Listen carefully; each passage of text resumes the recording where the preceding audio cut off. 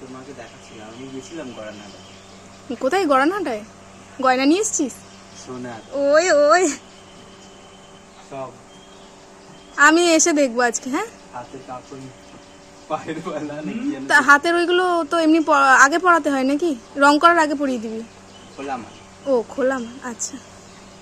আমি দেখতে পাচ্ছি না ঠাকুরটা, একটু কাছ থেকে না ফোনটা নিয়ে গিয়ে দেখাও। হাতে কাদা। আরে গাইসগুলোকে দেখাও। তুই ঢোক। হ্যাঁ, দরজা বন্ধ, লাতে নিয়ে যাও একটু। আমার হাতে কাদা, দু হাতি। এই দেখো আমাদের মহাদেব তৈরি হচ্ছে।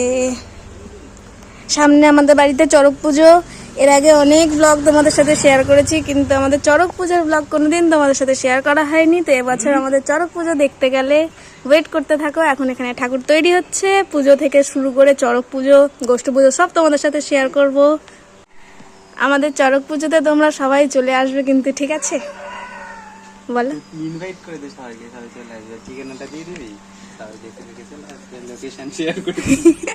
মিদ্দিরচক, রামকান্তপুর, চার চড়ক মাঠ আমাদের বাড়ির পুজো, তোমরা সবাই এসো। একটা কিউট গরু, বাবার বাহন। ও ষাঁড়, ভুল হয়ে গেছিস তুই। গরু নয়, এইটা স্নেক, এইটা মহাদেব, এটা মা পার্বতী। একটা দুগদুগি লাগিয়ে দেবে হাতে।